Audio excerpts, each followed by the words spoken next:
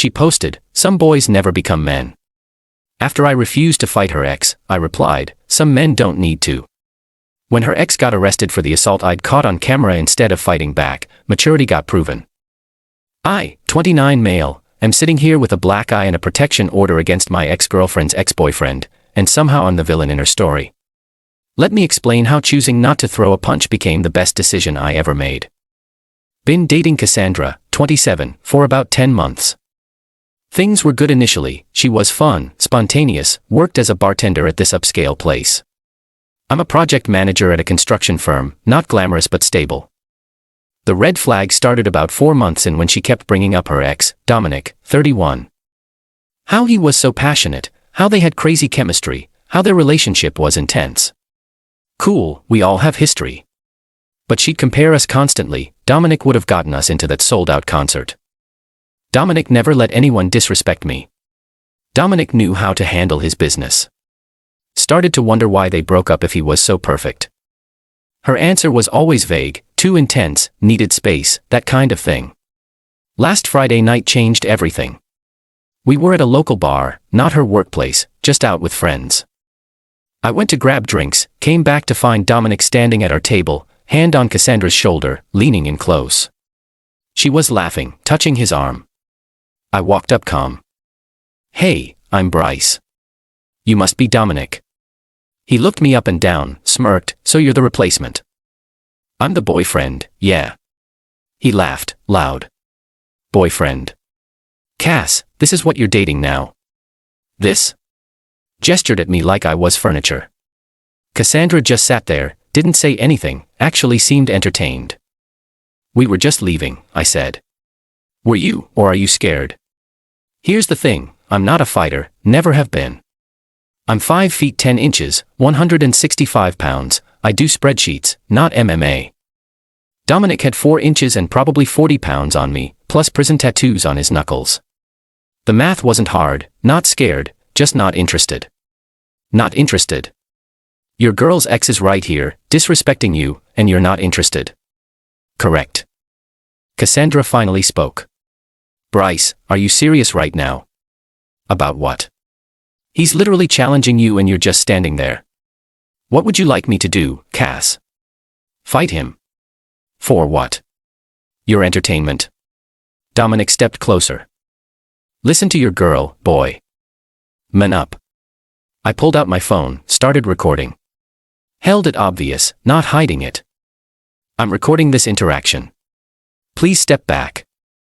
He slapped the phone out of my hand. It hit the ground but was still recording, camera facing up. "Now what, pussy?" I bent down to pick up my phone. That's when he kicked me, right in the face as I was crouched down. I fell backward, blood immediately coming from my nose. The bar erupted. People yelling, someone screaming. I stayed down, didn't retaliate. Just held my face and made sure my phone was still recording. Security rushed over. Dominic was yelling about me being a bitch who won't even defend himself.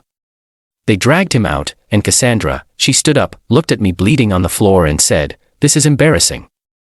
A real man would have fought back. Then she left, with him. Update 1. The aftermath has been educational. First, the practical stuff. Went to the ER that night. Broken nose, mild concussion, have all the medical documentation, filed a police report immediately, provided the video which clearly showed Dominic assaulting me unprovoked while I was picking up my phone. Detective called Saturday morning. This is pretty clear-cut assault. The video shows you trying to de-escalate, him attacking you while you were defenseless. We're pressing charges. But here's where Cassandra's entitlement went nuclear. She texted me Saturday afternoon. "Can't believe I actually called the cops. Dominic was just testing you and you failed. Now we're trying to ruin his life. He has a record already. This could send him back. How can you be so petty?" I didn't respond. Then came the social media post. Instagram story. "Some boys never become men. Imagine being so weak you call the police instead of handling your business." Couldn't be me. My buddy Roman sent me screenshots. The comments were wild. Her friends hyping her up, saying she deserved a real man, calling me soft, saying Dominic was alpha for checking me. I posted my own story. Just a photo of my hospital discharge papers with the caption, "Some men don't need to. We have laws for a reason." She exploded. 36 texts in an hour. Everything from calling me pathetic to saying I was ruining her reputation to demanding I drop the charges. Then she tried calling my mom. My mom told her I was being vindictive and destroying an innocent man's life over a misunderstanding. My mom, bless her, said, "Honey, my son has a broken nose. The only misunderstanding is you thinking that's acceptable." Sunday morning, Dominic got arrested. Turns out that record Cassandra mentioned. 2 previous assault charges and a restraining order from another ex. This was his 3rd strike in our state. He was looking at actual prison time, not county jail. Cassandra showed up at my apartment Sunday night, banging on the door. "Bryce, open up. We need to talk." I called through the door. "There's nothing to discuss. Please leave. You're going to ruin his life." It was just a fight. It wasn't a fight. It was assault.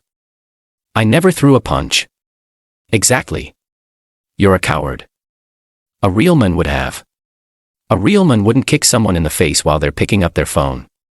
Please leave or I'm calling the police. She kicked my door, left a dent. I got that on my Ring doorbell camera to update to this week has been absolutely insane. Monday, I got served with a restraining order from Cassandra claiming I was harassing her. The audacity was breathtaking. Her evidence, my single Instagram post and the fact that I refused to drop charges against her friend. My lawyer. Yes, I had to get one laughed when he read it. She's trying to intimidate you into dropping charges. This won't go anywhere. Tuesday was Dominic's bail hearing denied. The judge saw his record, the video, and the fact that he'd violated previous restraining orders. He was staying locked up until trial. That's when Cassandra's family got involved. Her dad, Frank, called me, tried the reasonable approach first. "Bryce, I understand you're hurt, but Dominic's got a tough life. Prison won't help him. Can't you just let this go?" "Frank, he broke my nose. Boys will be boys. Haven't you ever been in a scrap?" "Not as an adult." "No. I use words. That's the problem with your generation. The problem with mine. Your generation is the one calling assault boys being boys. Goodbye, Frank." Then her mom tried. Left me a voicemail about how I was breaking Cassandra's heart. And she was devastated that Dominic was in jail. How they were meant to be together. And I was standing in the way of true love. The woman was literally crying about her daughter's ex who assaulted me going to jail. The entitlement was generational. Wednesday, I got an email from Cassandra's lawyer. They wanted to negotiate. If I dropped the criminal charges and signed an NDA, they'd drop the restraining order and Cassandra would pay my medical bills. My lawyer's response was beautiful. No. Also, please inform your client that attempting to use a frivolous restraining order to coerce a victim into dropping legitimate criminal charges could be construed as witness tampering. Thursday was when things got interesting. A woman named Mallory reached out on Facebook. She was Dominic's ex, the one with the restraining order against him. "I saw what happened on the news. I'm sorry you're going through this. If you need me to testify about his pattern of violence, I will." Turns out Dominic had done almost the exact same thing to her boyfriend 3 years ago. Picked a fight. The boyfriend didn't engage. Dominic assaulted him. But that boyfriend didn't press charges because Mallory begged him not to. She regretted it ever since. Cassandra was there that time too, she added. She was dating Dominic then. She called my boyfriend weak for not fighting back. Pattern of behavior documented update 3. 2 weeks later. The restraining order hearing was yesterday. It went exactly as my lawyer predicted. Cassandra showed up dressed like she was going to church, trying to look innocent. Her lawyer argued I was harassing her by proceeding with charges against Dominic. The judge actually stopped him mid-sentence. "Counsel, are you seriously arguing that a crime victim pursuing legitimate charges constitutes harassment of a third party?" "Your Honor, my client feels threatened." "By what?" "The legal system working as intended." Then my lawyer presented our evidence. The video of the assault. The screenshot of her "Some boys never become men" post. The Ring doorbell footage of her kicking my door. The texts demanding I drop charges. The voicemail from her mother. The email trying to buy my silence. The judge looked at Cassandra. "Ma'am, you appear to be attempting to use this court to obstruct justice. That's a serious matter. Restraining order denied." But then the judge did something unexpected. He issued one against her.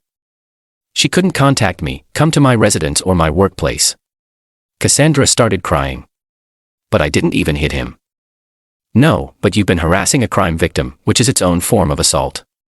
As we left court, her dad was in the parking lot, tried to confront me. "You happy now? You've humiliated my daughter. Frank, your daughter humiliated herself when she supported my assault.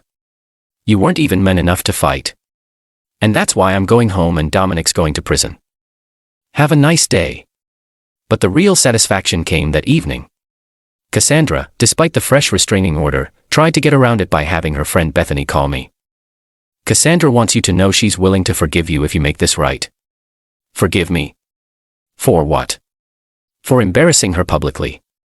Everyone thinks she's with an abuser now." "She is with an abuser. Tell her any further contact attempts will be reported to the police." An hour later, Cassandra was arrested for violating the restraining order by proxy. Spent the night in jail. Final update. Dominic's trial was last week, took all of 2 days. The prosecution's case was simple. Video evidence, medical records, his previous convictions. Mallory testified about the pattern of behavior. Even the bartender testified that I tried to de-escalate. Dominic's defense. He provoked me by being disrespectful. His lawyer actually tried to argue that my refusal to fight was provocation. The prosecutor's response was perfect.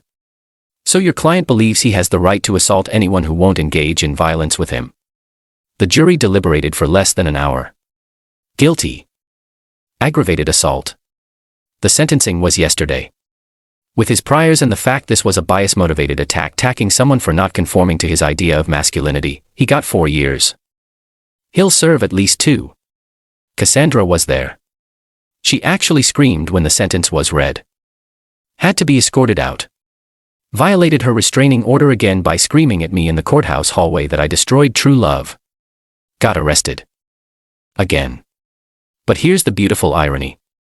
Remember her Instagram post about some boys never become men? It went locally viral after the news covered the trial. Someone started a hashtag, "Some men use brains." Her employer saw it. The upscale bar where she worked. They have a zero-tolerance policy for employees who promote violence. She got fired. Her family's trying to spin it as cancel culture, but the bar owner, who I've since met, said, "I can't have someone who publicly supports assault serving alcohol to my customers." The civil suit is still pending. My lawyer says between the medical bills, lost wages, and emotional distress, plus Dominic's clear guilt, we're looking at a decent settlement from his insurance. Cassandra's mom still sends letters to my mom about how I've ruined 2 lives over a silly bar fight. My mom now has her own restraining order against her.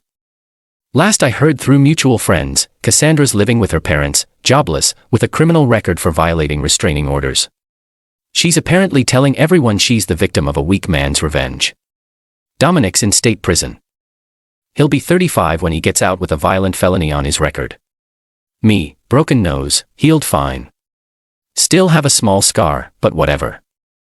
Started dating Rebecca, a paralegal for my lawyer's office. She says the scar makes me look distinguished. More importantly, she thinks using your brain instead of your fists is the definition of being a man. Cassandra was right about one thing. Some boys never become men. They just get older, angrier, and eventually imprisoned. Real men don't need to prove anything to anyone. They just need to be smart enough to press record. And for anyone wondering if I regret not fighting back, not for a second. I've got my health, my freedom, my dignity, and a clean criminal record. Dominic's got a prison cell. Cassandra's got a criminal record and no job. Tell me again who won.